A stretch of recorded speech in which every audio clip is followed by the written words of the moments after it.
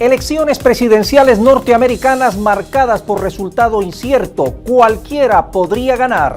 Las lluvias torrenciales que azotaron el este de la nación han dejado más de 200 muertos y decenas de desaparecidos. Asamblea Nacional ratifica al fiscal general, al defensor del pueblo y designa nuevo contralor general. Presidente Nicolás Maduro reveló detalles sobre el veto que ejerció nuevamente Brasil a Venezuela en los BRICS. Dodgers derrotan a los Yankees en la Serie Mundial de Béisbol 2024. Y al cierre de esta edición, conozca cuántos ejemplares de fauna silvestre han regresado este año a su hogar natural en Venezuela. Mientras que en Estados Unidos deciden quién será el próximo presidente, en Venezuela destacan la falta de palabra de Brasil en el ingreso a los BRICS. Bienvenidos a las noticias. Melanie. Profundizamos estos y otros temas en esta dinámica global. Kiev muestra una gran ansiedad por la situación que se está desarrollando en los frentes de la operación militar especial rusa en Ucrania, destacó la defensa de ese país. El portavoz agregó que todos los planes de paz, todos los planes de victoria ucranianos se reducen a un solo objetivo: incluir a Occidente en el conflicto. El 29 de octubre, el periódico New York Times informó, citando a funcionarios estadounidenses, que el punto del llamado Plan de Victoria de Volodymyr Zelensky sobre el paquete de disuasión no nuclear que no presentó públicamente implicaba una solicitud para transferir misiles Tomahawk de largo alcance a Ucrania. Al mismo tiempo, el medio señaló que esta solicitud es absolutamente imposible. Luego de la denuncia que realizó el expresidente boliviano Evo Morales de un atentado contra su vida, el gobierno de Bolivia negó tal afirmación y asegura que Morales evadió un control antinarcóticos al vehículo en el que se trasladaba y lo acusó de disparar contra los policías, lo que originó una persecución.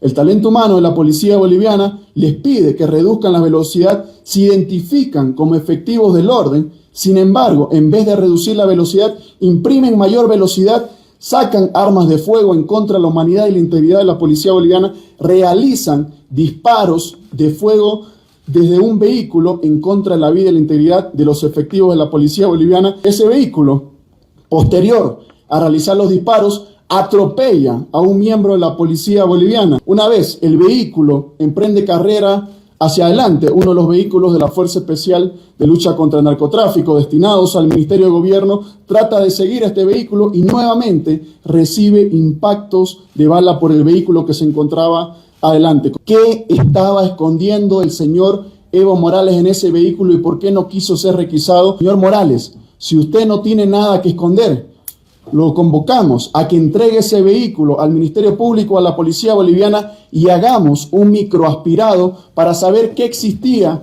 al interior de ese vehículo. El expresidente Evo Morales rechaza la versión oficial del gobierno. Según su relato, el 27 de octubre fueron interceptados por dos vehículos que luego comenzaron a dispararles. Él denunció que el vehículo en el que viajaba recibió 14 impactos de bala y que el conductor resultó herido. Además, aseguró que existen muchas pruebas de que fueron emboscados durante un operativo policial para acabar con su vida.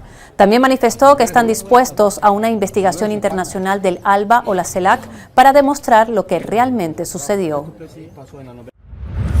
Y a pocas horas de las elecciones presidenciales del 2024 en Estados Unidos, los candidatos Kamala Harris y el expresidente Donald Trump intensifican sus visitas a los denominados estados bisagras, buscando los votos de los indecisos cruciales en este proceso electoral.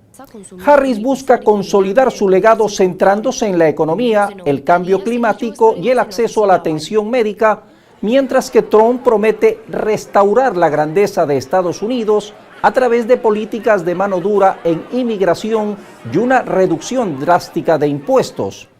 Las últimas encuestas muestran una contienda verdaderamente reñida, con Harris y Trump prácticamente empatados en la intención de voto.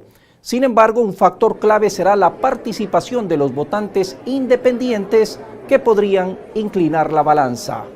Los analistas destacan que la economía y la inflación son temas cruciales, influyendo en la percepción de los votantes sobre la gestión de ambos candidatos.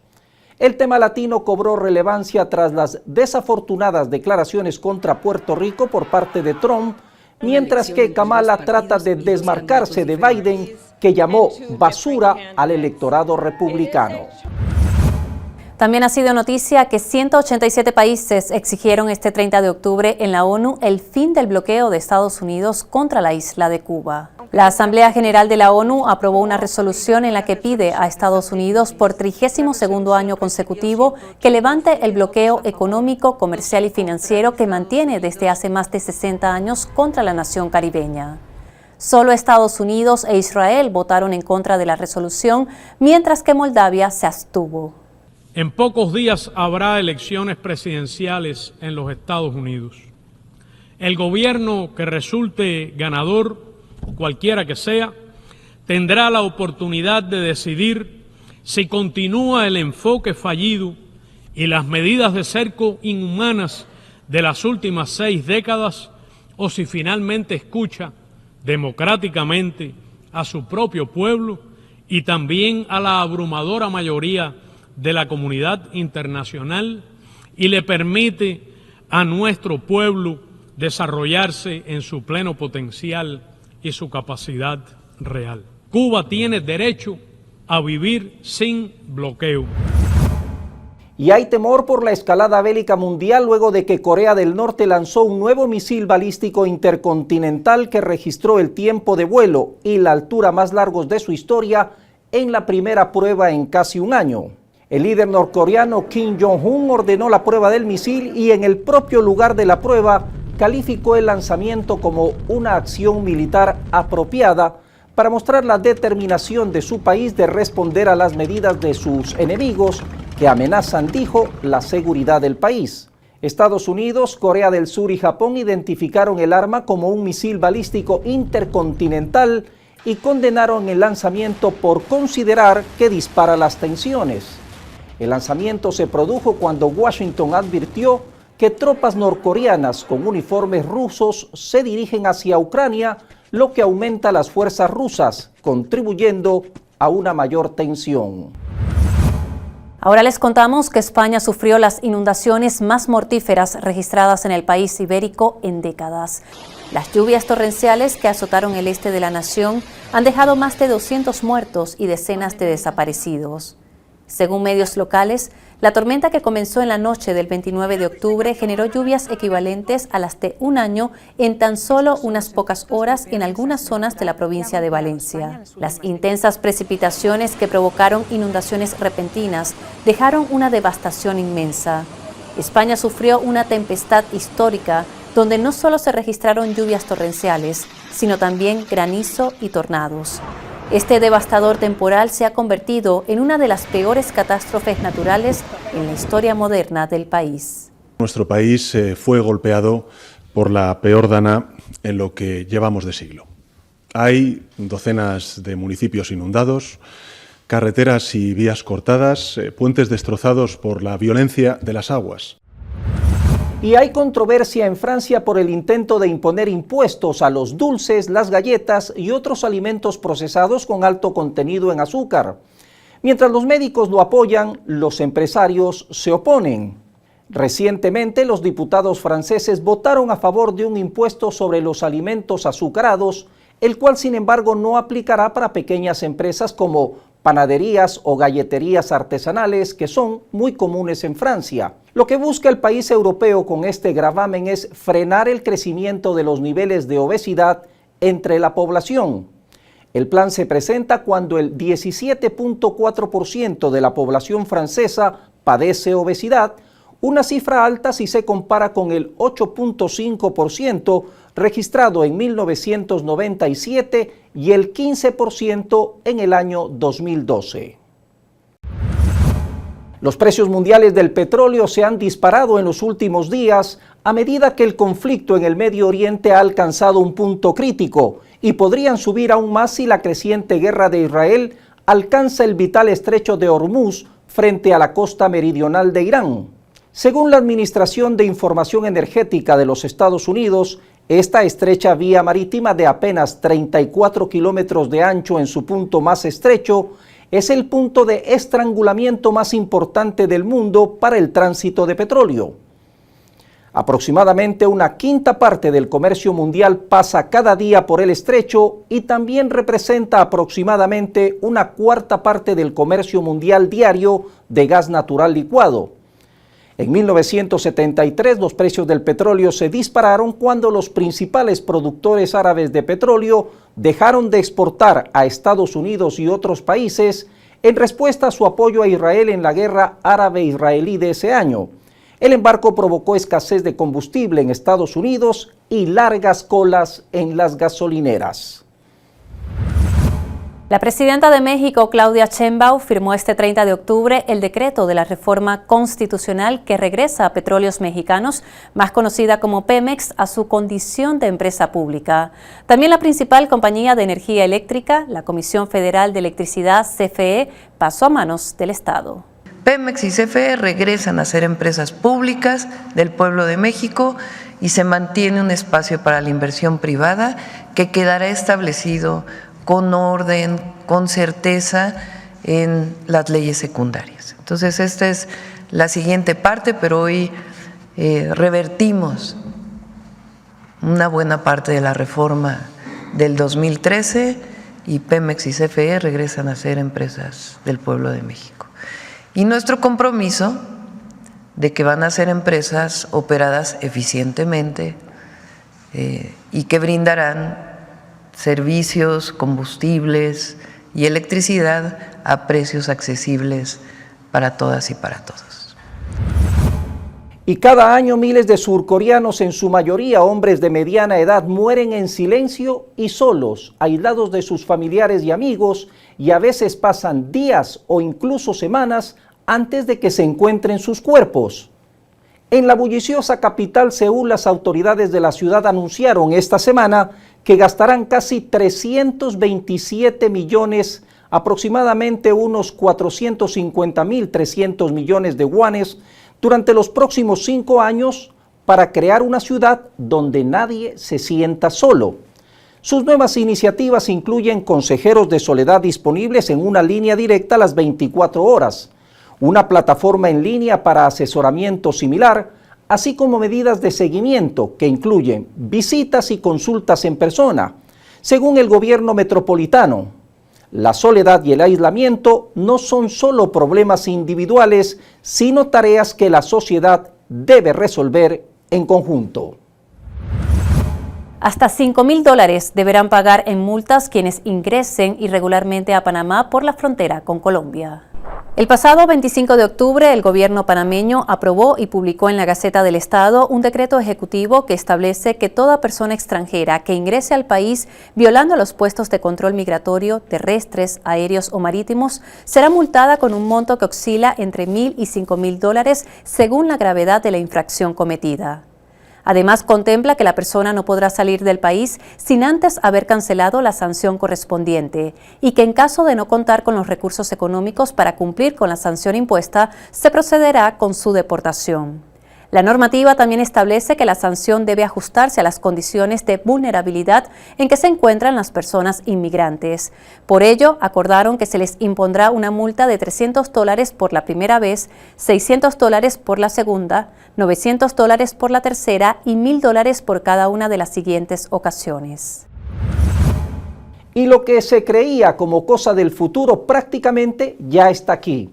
Hablamos de Optimus, el robot humanoide de Tesla que ha recibido una nueva actualización para mejorar su autonomía y ha conseguido capacidades optimizadas de reconocimiento, movilidad y comunicación. Optimus mostró una mayor fluidez en sus movimientos, habilidades destacadas para reconocer un entorno cambiante y un sistema de equilibrio avanzado que le permite caminar en superficies irregulares.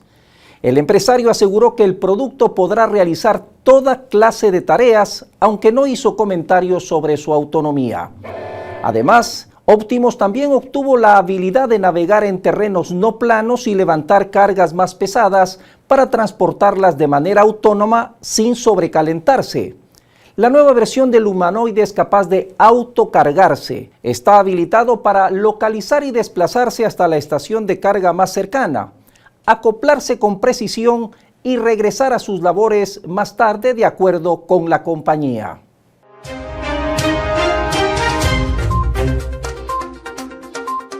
El presidente argentino Javier Milei echó a la canciller Diana Mondino luego de que Buenos Aires acompañara, en consonancia con su tradición diplomática, el rechazo al bloqueo contra Cuba en la Asamblea de las Naciones Unidas.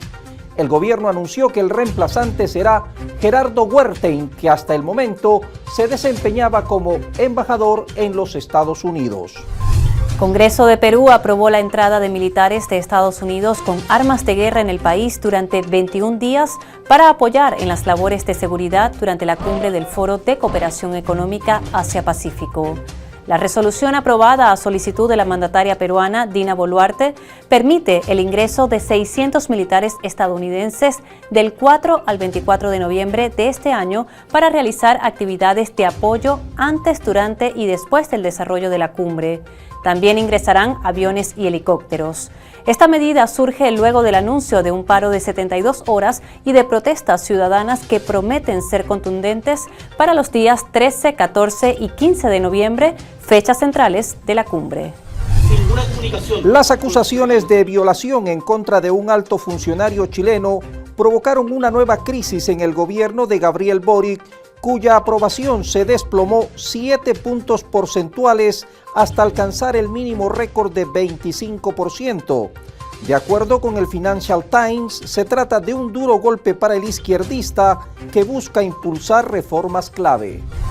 La tormenta tropical Trami dejó más de 150 muertos y decenas de desaparecidos durante su paso por Filipinas el pasado 24 de octubre, donde se estima que cayó el equivalente a 2 meses de lluvia en solo 24 horas. Unas 500,000 personas quedaron desplazadas y más de 7 millones resultaron afectadas en 16 regiones del país. Trami ha sido considerada la tormenta más mortífera y destructiva del archipiélago del sudeste asiático en lo que va de año. El Poder Judicial de Perú inició el juicio contra el expresidente Martín Vizcarra por 2 presuntos casos de corrupción cometidos cuando ejercía como gobernador regional del departamento de Moquegua. La Fiscalía lo acusa de haberse beneficiado económicamente al recibir sobornos a cambio de otorgar la concesión de la obra de irrigación Lomas de Hilo y de la construcción del hospital de Moquegua. El primer ministro de Etiopía, Abiy Ahmed Ali, anunció que ya se iniciaron las obras para construir el aeropuerto más grande de África, que podrá recibir entre 100 y 130 millones de pasajeros al año. También informó que la aerolínea del país, Ethiopian Airlines, está ampliando su flota con 124 nuevos aviones, consolidándolos como el mayor operador de África y un centro de aviación clave. Más allá de lograr un cambio real o revertir la reforma judicial impulsada por el oficialismo, la renuncia de 8 de los 11 ministros que integran la Suprema Corte de Justicia de la Nación de México buscaría deslegitimar la aplicación de esta nueva ley que ordena que ministros, jueces y magistrados sean electos por el voto popular. Colombia no reanudará la exportación de energía a Ecuador, nación que enfrenta una severa situación energética ante la histórica sequía por la que atraviesa y que ha obligado a las autoridades a detener sus hidroeléctricas, que son las que generan la mayor cantidad de energía. En medio de una ola de apagones de hasta 14 horas al día, la portavoz del sector energético del Ecuador, Inés Manzano, manifestó que veía posible que se reanudara la venta del servicio eléctrico desde el territorio colombiano, pero informó que durante una reunión con su par de Colombia, Andrés Camacho, este le comunicó que no se reanudará la venta debido a que su país también enfrenta una sequía.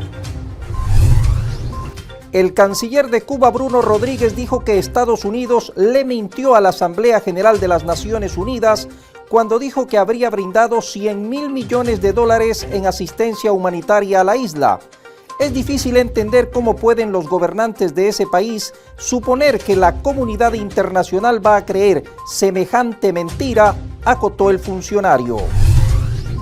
Este 27 de octubre, los uruguayos votaron para elegir al nuevo presidente, vicepresidente e integrantes del Parlamento para el periodo 2025-2030. La presidencia del país se definirá en segunda vuelta entre el candidato de la coalición centro-izquierda Frente Amplio, Yamandu Orsi, quien obtuvo el 45.4% de los votos, y el candidato del gobernante Partido Nacional, Álvaro Delgado, quien logró 26.84% de los sufragios. Será el próximo 24 de noviembre cuando se conozca quién será el sucesor del presidente Luis Lacalle Pou. Los analistas no descartan que los partidos de la derecha se unan para evitar que el izquierdista Frente Amplio gane el balotaje. Estados Unidos autorizó el 30 de octubre las transacciones relacionadas con la energía con el Banco de Rusia y los bancos comerciales rusos hasta el 30 de abril del 2025. Así lo informó una licencia del Departamento del Tesoro estadounidense. Al prolongar la autorización de operaciones con bancos rusos, Estados Unidos adopta una posición pragmática en beneficio de sus intereses, declaró el portavoz del Kremlin, Dmitry Peskov.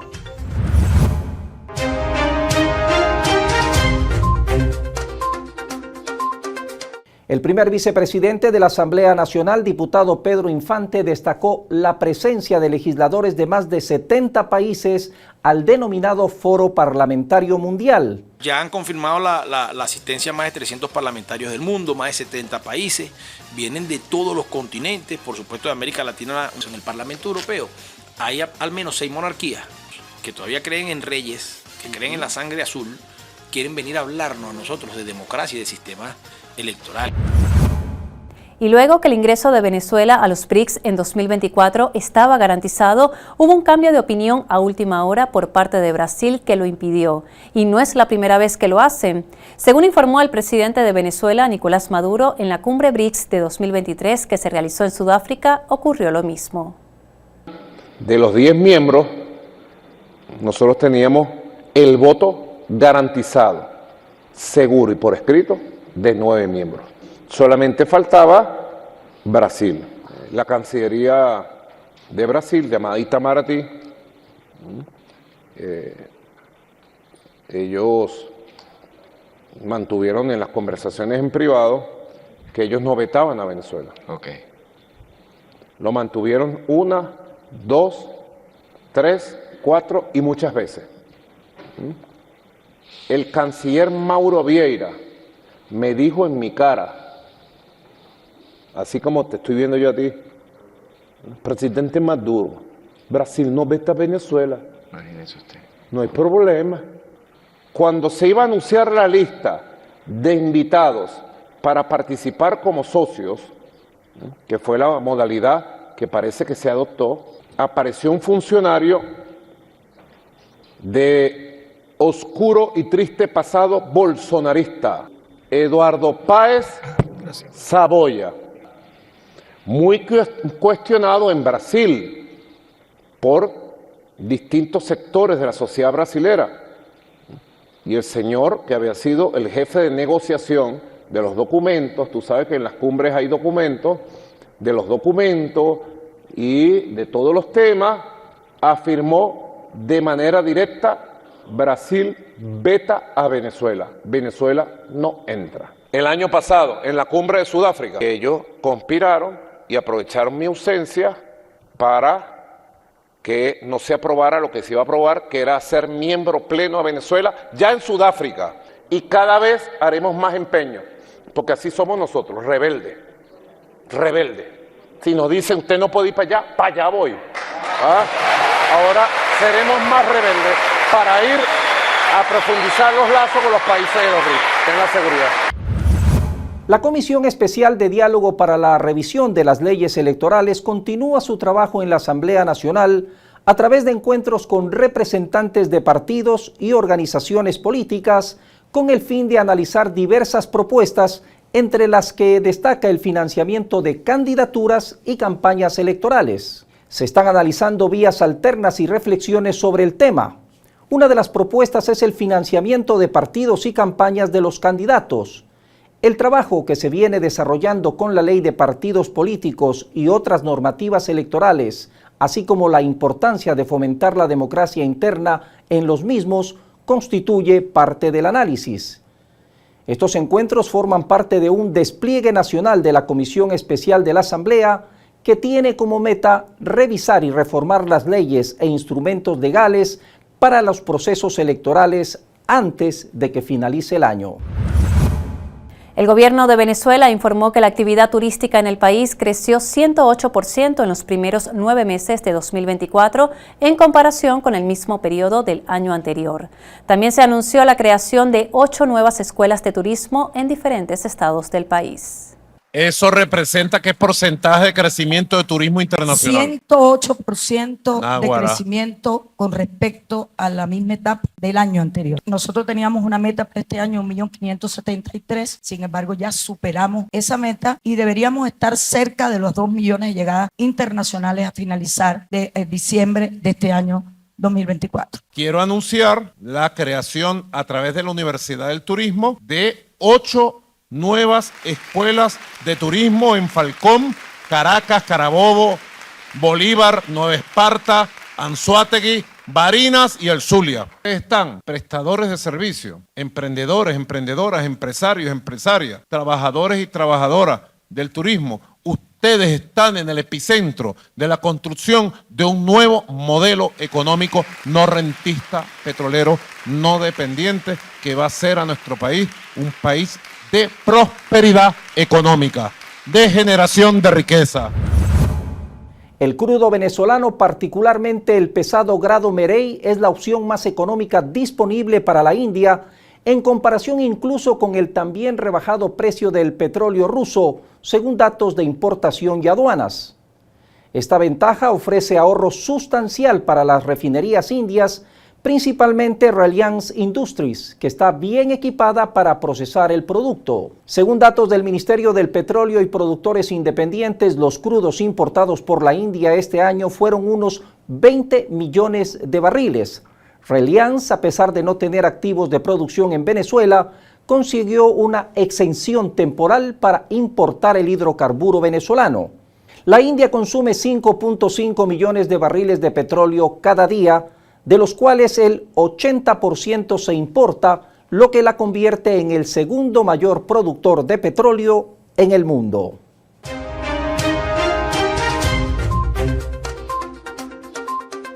La Asamblea Nacional ratificó a Tarek William Saab como fiscal general de la República y a Alfredo Ruiz como defensor del pueblo, mientras que designó a Gustavo Vizcaíno como nuevo contralor general. El comité presentó la propuesta ante el Parlamento luego de entrevistar a 120 ciudadanos que se inscribieron como candidatos a los cargos mencionados. Este 26 de octubre fue develada una impresionante escultura hiperrealista del beato José Gregorio Hernández en su pueblo natal Isnotú, ubicado en el estado Trujillo. La obra, que mide 1,65 m, es el resultado de 13 meses de arduo trabajo del artista plástico merideño Israel Linares, quien se inspiró en una imagen iconográfica tomada al insigne médico venezolano en Nueva York en el año 1917. Jorge Rodríguez solicitará a la Asamblea Nacional declarar a Celso Amorín como persona non grata en Venezuela, acotando que no importan los compromisos y conciliábulos a los que haya llegado con sus amos del norte. Rodríguez aseguró que el ciudadano de Brasil parece más bien ser un enviado de Jack Sullivan que del propio presidente brasileño Lula da Silva. Vicepresidenta de Venezuela, Delcy Rodríguez, arribó el 28 de octubre a Vietnam para fortalecer la cooperación bilateral, con especial énfasis en el sector energético, agrícola, telecomunicaciones, construcción, salud, cultura y turismo. Durante su visita oficial se reunió con el presidente de esa nación, Lung Kun, para revisar la agenda de cooperación y evaluar cómo la van a expandir. La alta funcionaria indicó que también intercambiaron información de lo que fue el proceso de renovación económica que ha llevado a Vietnam a estar dentro de las primeras 35 economías del mundo. 18 de diciembre se cumple 35 años del establecimiento de nuestras relaciones diplomáticas y para ese momento tendremos una hoja de ruta clara del relanzamiento de nuestra cooperación. El secretario nacional de COPEI, Juan Carlos Alvarado, responsabilizó a la plataforma unitaria del robo en el caso de Citgo. Además, indicó que presentaron ante el Ministerio Público un informe para investigar a los diputados involucrados en el 2015.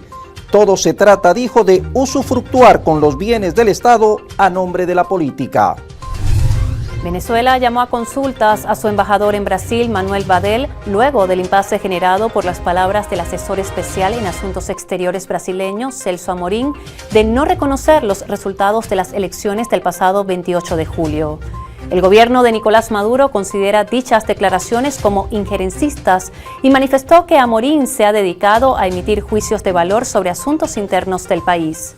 La Cancillería venezolana también informó que este 30 de octubre fue convocado el encargado de negocios de Brasil en Venezuela, Breno Germán, para manifestarle su rechazo ante las recurrentes declaraciones de los voceros de su gobierno contra Venezuela. El presidente Nicolás Maduro celebró el primer aniversario de la Gran Misión Venezuela Mujer. Esta iniciativa gubernamental busca garantizar la protección integral de la mujer venezolana y es liderada actualmente por la ministra de la Mujer e Igualdad de Género, Joana Carrillo, quien además preside el Instituto Nacional de la Mujer.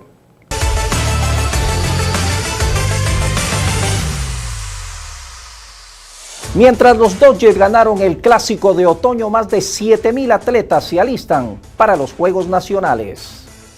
El Instituto Nacional del Deporte anunció que en los próximos Juegos Deportivos Nacionales participarán más de 7,200 atletas, de los cuales el 52% son mujeres. El certamen se celebrará en 6 estados: Anzoátegui, Sucre, Carabobo, Guárico, Estado Falcón y Monagas.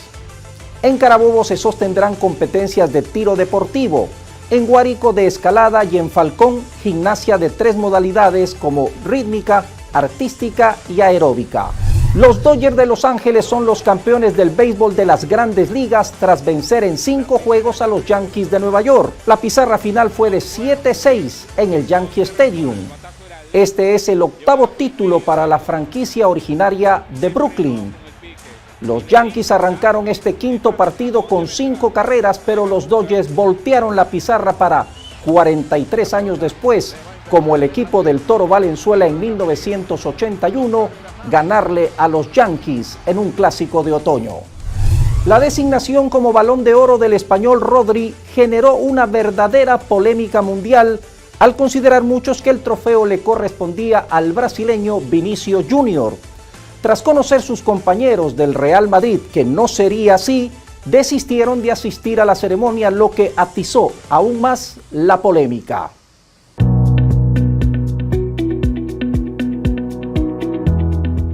En lo positivo de esta semana queremos contarles que durante el 2024 han sido reinsertados más de 42,000 ejemplares de fauna silvestre en su hábitat natural en Venezuela. Entre las especies que regresaron a su hogar natural en diversas regiones del país destacan guacamayas, loros, tortugas y boas. Muchos de esos ejemplares reinsertados fueron incautados en diversos procedimientos contra el tráfico ilegal de fauna. Esta acción es el resultado de la colaboración entre el Ministerio para el Ecosocialismo, comunidades locales y fundaciones comprometidas con la conservación de la biodiversidad. El titular del MINEP, Josué Lorca, explicó que con esta iniciativa no solo se busca revertir el tráfico ilegal de fauna, sino también fortalecer los ecosistemas y garantizar la supervivencia de especies emblemáticas. Y este 2 de noviembre se celebra el Día Internacional para poner fin a la impunidad de los crímenes contra periodistas. La fecha fue establecida por la Asamblea General de las Naciones Unidas en el 2013. Conmemora la masacre de Ampatuán, también conocida como la Matanza de Maguindanao, ocurrida en 2009, que resultó ser el ataque más mortífero contra periodistas en la historia reciente, con 57 personas asesinadas, incluyendo 32 periodistas y trabajadores de los medios. La proclamación surgió como respuesta a la creciente preocupación por los ataques y asesinatos de periodistas en todo el mundo, así como la impunidad casi total de estos crímenes. En la actualidad, México constituye el país con mayor número de periodistas muertos en el ejercicio de su labor. La resolución insta a los Estados miembros a implementar medidas concretas para prevenir la violencia contra los periodistas, asegurar que los responsables sean llevados ante la justicia y garantizar el derecho de las víctimas a recibir reparaciones. Así la dinámica global esta semana. Esto lo más relevante de la información. Como siempre, gracias por su atención.